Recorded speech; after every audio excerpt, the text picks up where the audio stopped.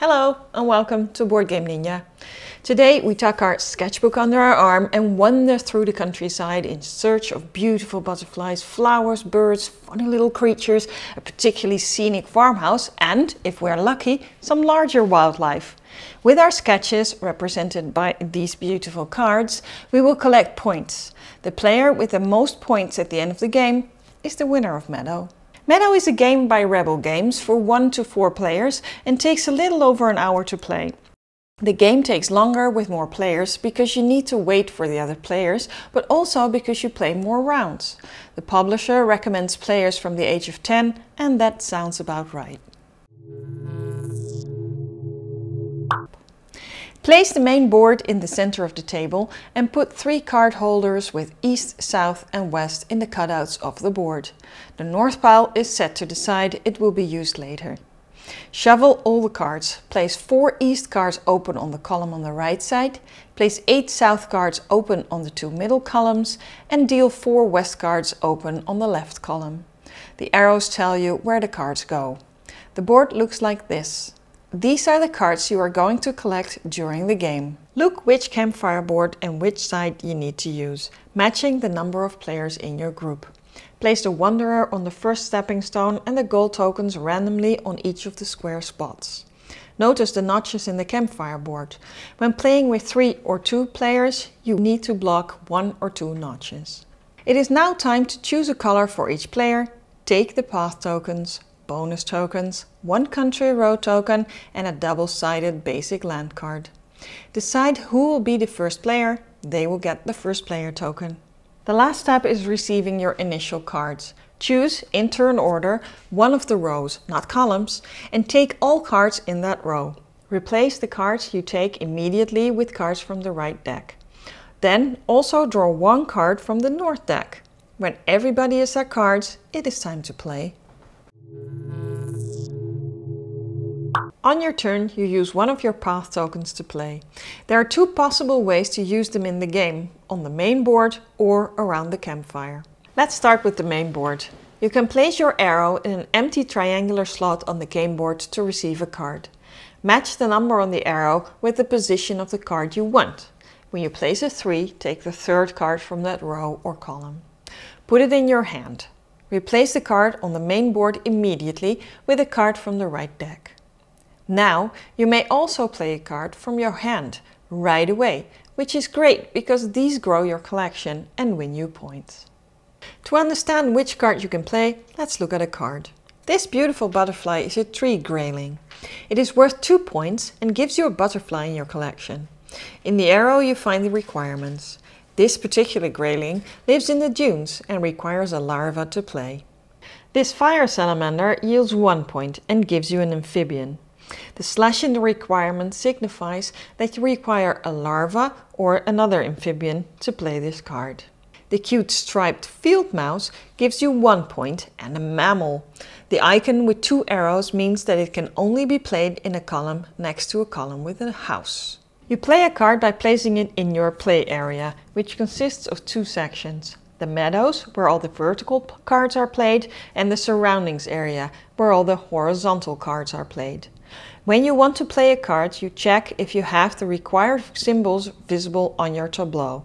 If you do, you place your card on one of the columns where one of the symbols match. Leave the points visible, but cover the top symbol. You can't use this symbol anymore, but you get a new symbol.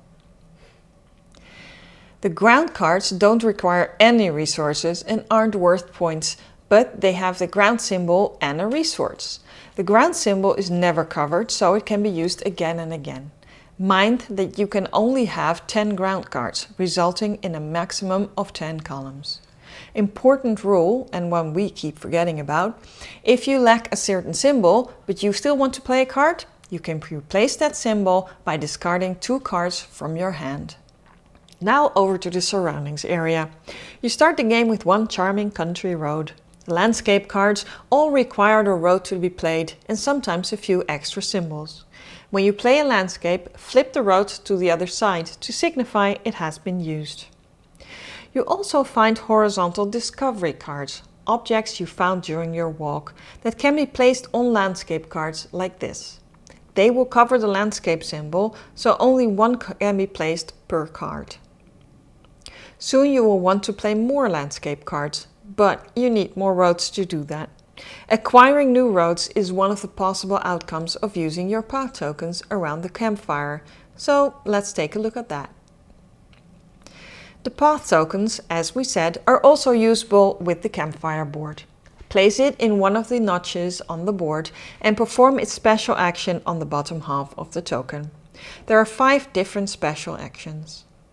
This one lets you take one of the cards from the game board, replace it again with a card from the appropriate deck. Here you can take 2 more roads from the supply, place them with the road symbol visible in your surroundings area. Here you choose any deck, including the one that is set aside, and take 3 cards to look at. Choose one and discard the others to the bottom of their deck. Discarded cards are always placed on the bottom of their decks. This symbol lets you play 2 cards from your hand in your meadow, including your surroundings area, one at a time. So you can use the symbol from the first card for your second card. Then the question mark. This lets you choose any of the special actions. Your choice. The disadvantage of choosing a campfire action instead of a meadow action is that with the first 3 special actions you are not allowed to play a card afterwards on your tableau. So you only get 1 action to expand your tableau or refill your hand. But there's another advantage to sitting around the campfire.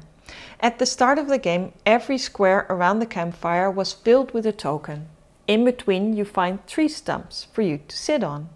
At the end of the special action, you determine if there are 2 adjacent tokens whose symbols are open on your tableau. If that stump is still free, then you may place the lowest bonus token you still have on this stump. Only 1 per turn. With a 2, a 3 and a 4 played, you can collect 9 bonus points at the end of the game. There are also a few benches on the campfire board. If you play your path token there, you may play 1 card from your hand. We have never used it, but I'm sure it can come in handy at the end of the game when you're out of other options.